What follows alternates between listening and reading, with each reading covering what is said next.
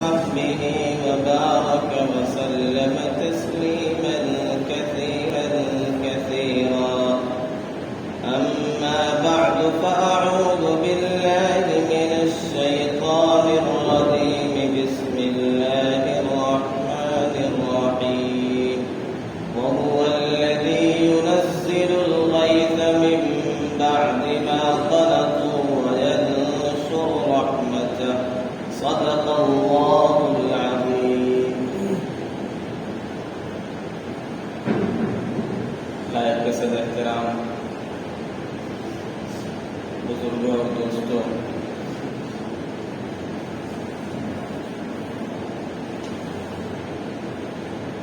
اس وقت جو صورتحال ہے، گرمی کی شدت اور بارش کی قلت، اس کی وجہ سے لوگ پریشان ہیں۔ ملک کے مختلف علاقوں میں پانی کی کثرت اور سیلاب کی وجہ سے لوگوں کو پریشانی اور دقتوں کا سامنا ہے، اور ہمارے علاقے میں، یو پی کے علاقے میں اور بھی مختلف علاقوں میں بارش نہ ہونے کی وجہ سے عجیب پریشانیوں اور اذیتوں کا سامنا ہے لوگوں کو۔ شہر میں شاید اس کا احساس کم ہو، لیکن دیہی علاقوں میں جو زراعت کرنے والے، جو کاشتکاری کرنے والے لوگ ہیں، ان کا تو گویا جینا ہی دوبھر ہو گیا۔ شدت کی تپش، جھلسا دینے والی گرمی، پھر بارش کا نہ ہونا، اس کی وجہ سے وہ کاشتکاری نہیں کر سکتے۔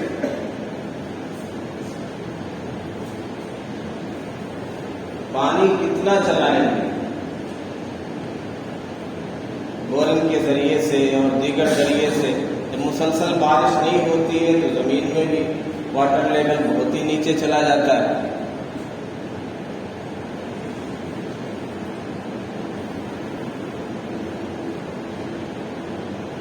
یہ اللہ تعالیٰ دکھلاتے ہیں اپنی قدرت کے مظاہر کہ تمہیں جن چیزوں کا احساس نہیں ہوتا ہے، کتنی عظیم نعمت ہے، کتنی بڑی نعمت ہے جس سے تم لطف اندوز ہوتے رہتے ہو، تمہیں احساس نہیں ہوتا ہے کیا ہے، کتنی بڑی نعمت ہے۔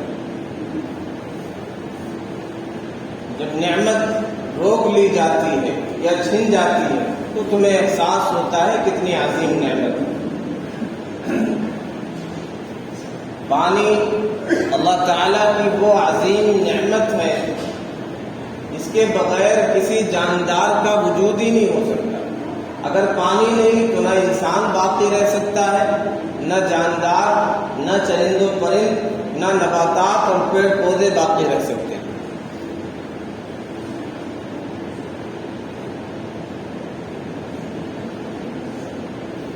چنانچہ ایک یہودی نے ایک موقع پر ایک چھوٹی سی شیشی بھیجی صحابہ کے دور میں، اور اس نے کہا کہ اس میں تمام جاندار کو، ہر چیز کو بھر کے دے دو۔ صحابہ میں رئیس المفسرین، قرآن کی سب سے زیادہ تفسیر کے ماہر سیدنا عبداللہ بن عباس رضی اللہ تعالیٰ عنہ، ان تک بات پہنچی تو انہوں نے کہا پانی بھر کے دے دیا جائے۔ صحابہ نے پوچھا کیا مطلب ہے اس کا؟ تو انہوں نے آیت کی تلاوت کی، کیا تم قرآن میں نہیں پڑھتے ہو وَجَعَلْنَا مِنَ الْمَاءِ كُلَّ شَيْءٍ حَيٍّ، کہ ہم نے ہر جاندار کو پانی سے بنایا، پانی سے پیدا کیا۔ ہر جاندار کی حیات پانی سے، ہر ایک کا وجود، اس کا تعلق پانی سے ہے۔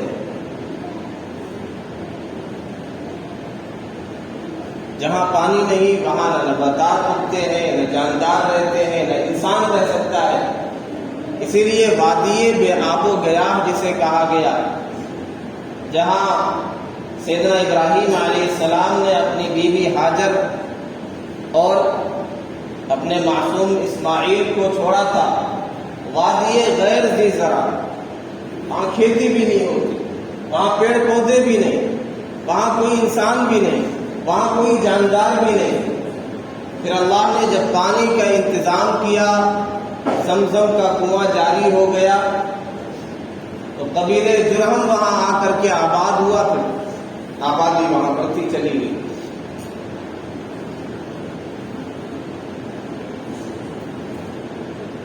رحمت عالم صلی اللہ علیہ وسلم کی تعلیمات میں جا بجا یہ ملتا ہے کہ ہمیں پانی کی قدر کرنا چاہیے، اس کی اہمیت کو سمجھنا چاہیے، اس نعمت کی عظمت کا ہمیں اعتراف ہونا چاہیے اور اس کا صحیح استعمال کرنا چاہیے۔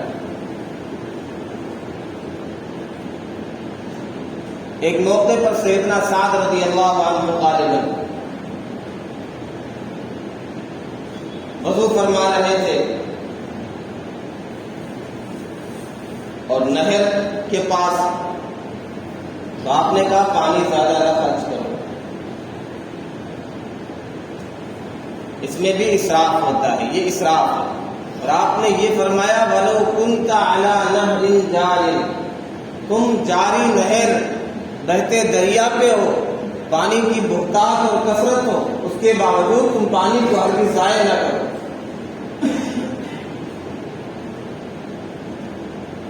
یہ اللہ تعالیٰ کی انتہائی عظیم نعمت ہے، جو بنیادی نعمت ہے، جس کے بغیر انسان کا اور جاندار کا وجود نہیں، لہذا ہمیں اس کی قدر کرنا چاہیے۔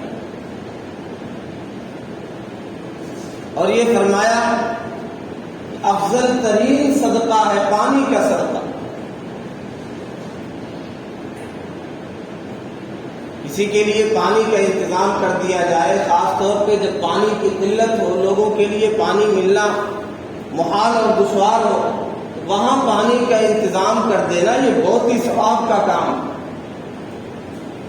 بلکہ بزرگوں کا یہ تجربہ رہا ہے، وہ بیماریاں جو لا علاج سمجھی جاتی، آدمی کسی ایسی تکلیف میں، ایسی پریشانی میں، ایسے مرض میں مبتلا ہو گیا یا مایوسی چھانے لگی، اس کا علاج کہاں ہوگا؟ کسی نے کوئی کنواں کھدوا دیا، کسی نے نہر جاری کروا دیا، کسی نے اور پانی کا کوئی انتظام کروا دیا، تو اللہ تعالیٰ نے اس صدقے کی برکت سے بیماری ختم کر دی۔ یہ بخاری کی مشہور روایت ہے کہ ایک فاحشہ عورت نے ایک کتے کو یأکل الثرى من العطش، وہ پیاس کی شدت کی وجہ سے گیلی مٹی کو کھا رہا تھا، اس کے لیے اپنا موزہ نکال کر کے پانی کا انتظام کیا، اس کتے کو پانی پلا دیا، فشکر اللہ له فغفر له، اللہ تعالیٰ نے اس کی مغفرت فرما دی۔ بعض روایتوں میں خاتون کا تذکرہ آتا ہے، بعض روایتوں میں مذکر کا صیغہ آتا ہے، کوئی مرد تھا۔ تو اس کی وجہ سے پانی ایک جانور کو، ایک کتے کو پلانے کی وجہ سے اللہ نے ایسی قدردانی کی کہ اس کے گناہوں کو ہی معاف کر دیا، اسے جنت میں داخل کر دیا۔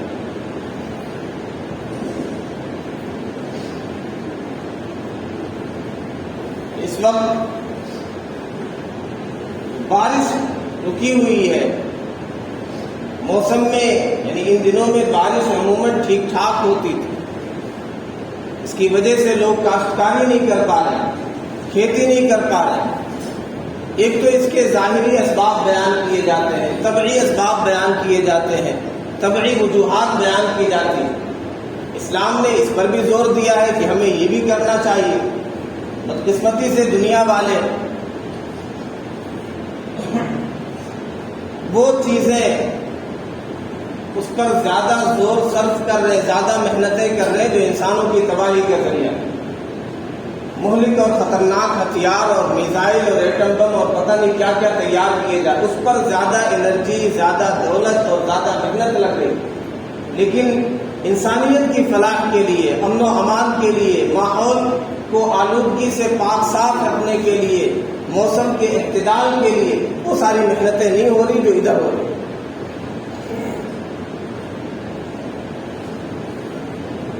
درختوں کا ہونا، جنگلات کا ہونا، یہ بھی بہت بڑی نعمت ہے۔ موسم کا معتدل ہونا بہت بڑی نعمت ہے۔ اسلام نے ہمیں یہ تعلیم دی، پیارے آقا صلی اللہ علیہ وسلم نے یہ تعلیم دی کہ شجرکاری کی جائے، درخت لگائے جائیں۔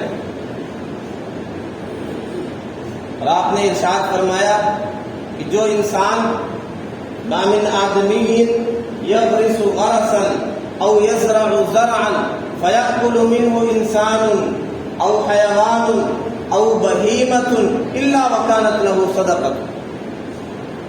جو انسان کوئی پودا لگاتا ہے، کوئی درخت لگاتا ہے، کوئی بیج ڈالتا ہے، کاشتکاری کرتا ہے، اس سے جانور کھائے، اس سے چوپائے کھائیں، اس سے پرندے کھائیں، اس سے کوئی چور چوری کر لے جائے، یہ ساری چیزیں اس کے لیے صدقہ شمار ہیں۔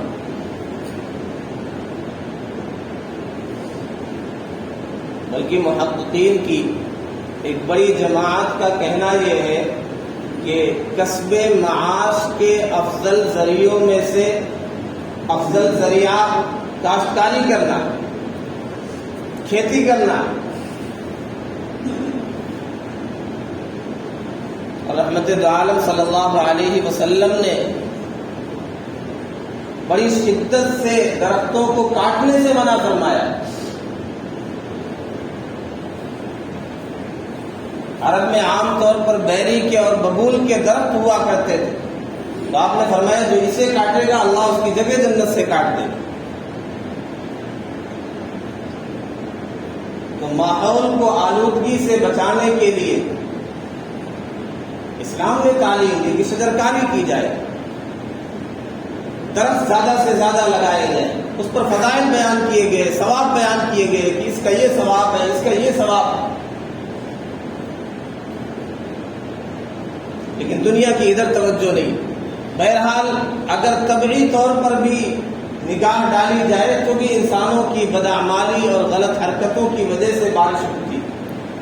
اور شرعی طور پر ہم دیکھیں ایک مسلمان ہونے کی حیثیت سے تو ہم سب کا عقیدہ ہے وما تسقط من ورقة الا يعلمها ولا حبة في ظلمات الارض ولا رطب ولا يابس الا في كتاب مبين ان الله عنده علم الساعة وينزل الغيث ويعلم ما في الارحام۔ اللہ بارش نازل کرنے والا ہے، اللہ کے حکم کے بغیر ایک پتا بھی نہیں گرتا۔ اللہ تعالیٰ نے یہ واضح فرمایا کہ دیکھو بارش کا اتارنا، بارش کا نازل کرنا، تم کتنا ہی ماہر ہو جاؤ، ٹیکنالوجی میں کتنے ہی زیادہ ماہر ہو جاؤ، ہزاروں ایجادات کر لو، لیکن یاد رکھو تمہارے کنٹرول میں، تمہارے قابو میں، تمہارے قدرت میں بارش برسانا نہیں ہے۔ وَهُوَ الَّذِي يُنَزِّلُ الْغَيْثَ، اللہ بارش کو اتارتا ہے، اللہ بارش برساتا ہے۔ پھر تمہارے اختیار میں یہ بھی نہیں ہے کہ بادلوں سے پانی نچوڑ کر کے تم جہاں چاہو اپنے علاقے میں لے جا کر کے برسا دو۔ اللہ جہاں چاہے گا وہیں بارش ہوگی۔ پھر بارش ہونے کے بعد اسے اسٹور کر لینا، اسے جمع کر لینا، یہ بھی تمہارے اختیار میں نہیں۔ اگر اللہ چاہے گا تم اسے جمع بھی نہیں کر سکتے، اللہ اسے بھی ختم کر دے۔ یہ اللہ کی قدرت کا شاندار مظہر ہے کہ اللہ وہ پانی جو دریا کے کھارے پانی اٹھائے جاتے ہیں بخارات کے ذریعے سے، اللہ جب اسے برساتا ہے آسمان سے تو وہ شیریں اور میٹھا ہو جاتا ہے، پینے کے لائق ہو جاتا ہے۔ پھر اللہ تعالیٰ اسے استقرار عطا کر دیتے ہیں، زمین میں اسے جما دیتے ہیں، تم اسے جمع کر لو، اسٹاک کر لو، اسٹور کر لو، تاکہ تمہارے لیے کارگر ہو جائے۔ اَرَأَيْتُمْ إِنْ أَصْبَحَ مَاؤُكُمْ غَوْرًا فَمَنْ يَأْتِيكُمْ بِمَاءٍ مَّعِينٍ، اگر اللہ چاہے تمہارے پانی کو گہرائی میں لے کر کے چلا جائے، کون ہے جو لا سکتا ہے؟ کون پانی نکال سکتا ہے؟ أأنتم أنزلتموه من المزن أم نحن المنزلون؟ کیا آسمان سے بارش تم اتارتے ہو، پانی تم نازل کرتے ہو، یا ہم نازل کرنے والے؟ افرأيتم الماء الذي تشربون، یہ پانی بھلا بتلاؤ جو تم پیتے ہو، أأنتم أنزلتم، تم نے اتارا، تم برساتے ہو۔ تو اللہ تعالیٰ نے یہ کانسیپٹ کلیئر کر دیا کہ اللہ کی قدرت ہے، اللہ بارش نازل کرنے والا ہے۔ یہ کسی انسان کے بس کا روگ نہیں ہے، کسی انسان میں طاقت نہیں کہ بارش اتارے۔ ایک موقع پر رحمت دو عالم صلی اللہ علیہ وسلم نے ارشاد فرمایا کہ بارش کے رکنے کے اسباب میں سے ایک سبب ہے کہ بندہ ناشکری کرتا ہے، اس عظیم نعمت کی ناقدری کرتا ہے، بلکہ اسے منسوخ کرتا ہے غیر کی طرف، اس کے ذریعے سے شرک میں مبتلا ہو جاتا ہے۔ آپ نے ارشاد فرمایا اتدرون ماذا قال ربکم، میرے صحابہ تمہیں پتا ہے تمہارے رب نے کیا کہا؟ قالوا اللہ ورسولہ اعلم، صحابہ نے کہا اللہ اس کے رسول زیادہ بہتر جانتے ہیں۔ آپ نے ارشاد فرمایا آج صبح کی کچھ لوگوں نے ایمان کی حالت میں اور کچھ لوگوں نے کفر کی حالت میں، جس نے یہ کہا مطرنا بنوء کذا وکذا، فلاں فلاں نچھتر کی وجہ سے بارش ہوئی، فلاں ستارے کی وجہ سے بارش ہوئی ہے، اس نے اللہ کا انکار کیا اور ستاروں پر وہ ایمان لایا۔ اور جس نے یہ کہا مطرنا بفضل اللہ ورحمتہ، اللہ کے فضل، اللہ کی رحمت سے ہم پر بارش ہوئی، تو اس نے ستاروں کا انکار کیا اور اللہ پر وہ ایمان لایا۔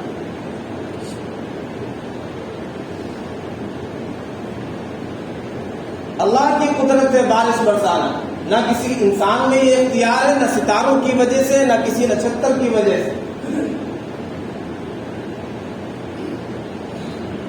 پھر پیارے آقا صلی اللہ علیہ وسلم نے یہ واضح فرما دیا کہ دیکھو اذا ابتلیتم بخمس خصال یا معشر المہاجرین، اے مہاجرین کی جماعت، جب 5 خصلتیں تمہارے اندر جمع ہو جائیں گی، وَأَعُوذُ بِاللَّهِ مِنْ أَن تُدْرِكُوهُنَّ، میں اللہ کی پناہ مانگتا ہوں کہ تمہارے اندر یہ خصلتیں آئیں، یہ بری حرکتیں آئیں۔ جب یہ 5 خصلتیں کسی قوم میں در آتی ہیں، سرایت کر جاتی ہیں، تو پھر اس کا یہ انجام ہوتا ہے، یہ سزائیں ہوتی ہیں اور یہ عذاب ان پر مسلط کیا جاتا ہے۔ آپ نے ارشاد فرمایا لم تظہر الفاحشۃ فی قوم حتی یعلنوا بها، کسی قوم میں جب فحاشی، بے حیائی، بدکاری، زنا، عریانیت عام ہو جائے، اعلان ہونے لگے، تو اللہ تعالیٰ ایسے عذاب مسلط کرتا ہے ان پر، طاعون آتا ہے اور ایسی ایسی بیماریاں آتی ہیں کہ تمہارے اسلاف نے، تمہارے باپ دادا نے، تمہارے پہلوں نے دیکھا نہیں ہوگا، اس کا تصور نہیں کیا ہوگا، وہ بیماریاں پہلے کبھی گزری نہیں ہوں گی، ایسی ایسی بیماریاں آتی۔ آج ہم دیکھ لیں وہ ساری برائیاں اور بے حیائیاں کھلے عام ہو رہی، بے حیائی عام ہو گئی، عریانیت اور بدکاری عام ہو گئی۔ اس کے نتیجے میں ہم نے دیکھ لیا ایسی ایسی بیماریاں ہیں، پچھلوں میں اس کا تصور بھی نہیں تھا۔ طاعون پہلے ہوا کرتا تھا، لیکن اس طرح کا طاعون، ایک وائرس پوری دنیا کو ہلا کر کے رکھ دے، مختلف علاقوں میں طاعون ہوتے تھے۔ وَلِلَّهِ جُنُودُ السَّمَاوَاتِ وَالْأَرْضِ، یہ اللہ کے لشکر ہیں آسمان و زمین۔ اللہ کسی کو بارش کے ذریعے سے تباہ کرتا ہے، کسی کو وائرس کے ذریعے سے تباہ اور ہلاک کرتا ہے، کسی کو چیخ کے ذریعے سے، کسی کو ہوا کے ذریعے سے، جس کے ذریعے سے چاہے، یہ اللہ کے لشکر ہے۔ قوم میں بے حیائی اور عریانیت اور فحاشی عام ہو جائے، بدکاری عام ہو جائے، زنا عام ہو جائے، تو پھر طاعون آئے گا اور ایسی بیماریاں آئیں گی کہ پچھلے لوگوں میں بیماریاں نہیں گزری ہوں۔